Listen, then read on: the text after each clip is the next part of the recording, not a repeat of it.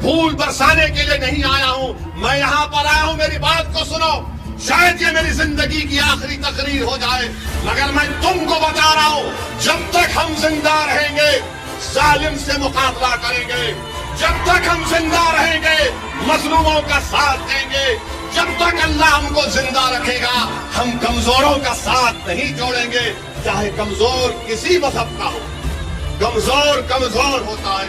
آج جو مجھ پر الزام لگانے والے سنو، میں جیل کو ایک مرتبہ نہیں گیا، کئی مرتبہ جیل کو گیا ہوں۔ میں حکومتوں کا داماد بن کے رہا ہوں جیل میں، یاد رکھو۔ میں کوئی یہاں سے کوئی پلین سے یا چل کر نہیں آیا ہوں، میں 50 دن جیل میں رہا۔ 1998 کا پورا فٹ بال کا ورلڈ کپ جیل میں دیکھا میں۔ چندرا بابو نائیڈو مکھیہ منتری تھے، بولتے تھے اویسی باہر نہیں نکلنا چاہیے، میں نے کہا تم کہیں پر بھی رکھو، ہم الحمدللہ رب العالمین بولنے والے ہیں۔ تم نے جیل میں رکھا، ہم نے کہا اللہ تیرا فیصلہ قبول ہے۔ جیل میں 50 دن ہم کو رکھے، اور الحمدللہ جب بیل ہوئی تو بیل کا کنڈیشن یہ لگایا گیا کہ اویسی بھاشن نہیں دے گا۔ میں نے کہا کوئی بات نہیں، کب تک میری زبان کو روکیں گے۔ جیل سے نکلا تو 1 سال کے بعد چندرا بابو نائیڈو نے، تیلگو دیشم کی حکومت نے، حیدرآباد میں ایم ایل اے تھا، پولیس کے ذریعے مجھے مارا اور پیٹا۔ پولیس ٹاسک فورس کے ذریعے ایک جلوس جا رہا تھا اور گھروں میں گھس کر دنگائی لوگ، ناتھو رام گوڈسے کی ناجائز اولاد، معصوم لوگوں کے گھروں میں توڑم پھاڑی کر رہے تھے، تو وہاں کی ہماری ماں اور بہنوں نے مجھے فون کر کے بتایا کہ اویسی جلدی آؤ، ہمارے گھر پہ حملہ ہو رہا ہے، ہماری بچیوں پر مارا جا رہا ہے۔ میں دوڑتا ہوا گیا، مجھے گرفتار کر لیا گیا۔ پولیس کو آرڈر نائیڈو دیا تھا کہ اویسی کو ختم کر دو، مجھے گرفتار کر کے مجھے اتنا مارا لٹھوں سے۔ میرے ساتھ ہمارا ایک ساتھی یونس تھا، اس کے پیر پر گولی ماری گئی، مجھ سے سروس ریوالور سے 2 گولیاں چلائی گئیں، میرے سر پر 18 ٹانکے لگے، پوری پیٹھ اور جسم پولیس کی لاٹھیوں سے لہو لہان ہو گئی، مگر میرے حوصلے میں کمی نہیں آئی۔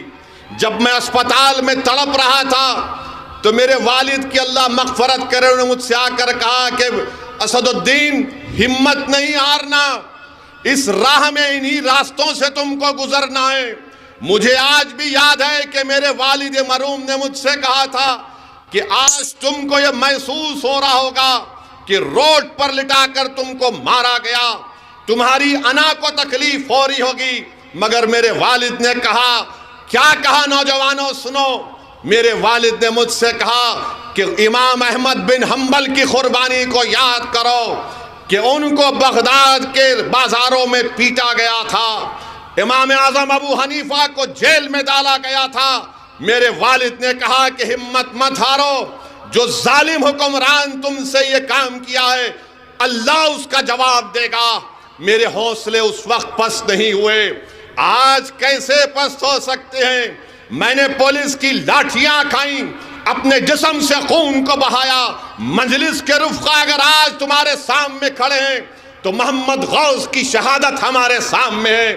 ارے ہم قربانیاں دے کر آئے ہیں، ہم ان کانگریسیوں کی طرح ایئر کنڈیشن کمروں میں بیٹھ کر یا پلین سے اتر کر سیاست نہیں کرتے۔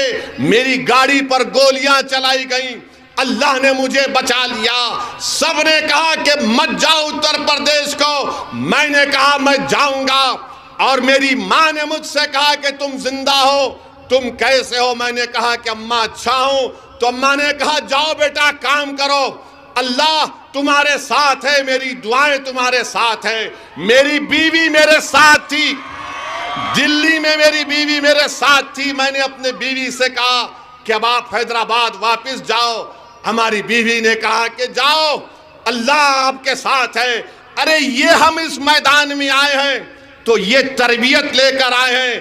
میں یہاں پر کوئی پھول برسانے کے لیے نہیں آیا ہوں، میں یہاں پر آیا ہوں، میری بات کو سنو، شاید یہ میری زندگی کی آخری تقریر ہو جائے، مگر میں تم کو بتا رہا ہوں جب تک ہم زندہ رہیں گے ظالم سے مقابلہ کریں گے، جب تک ہم زندہ رہیں گے مظلوموں کا ساتھ دیں گے، جب تک اللہ ہم کو زندہ رکھے گا ہم کمزوروں کا ساتھ نہیں چھوڑیں گے، چاہے کمزور کسی مذہب کا ہو، کمزور کمزور ہوتا ہے۔ اور یہ الزام لگانے والے کانگریس پارٹی کے لوگ یہ جوکر ہیں اور کانگریس کے نوکر ہیں یہ لوگ۔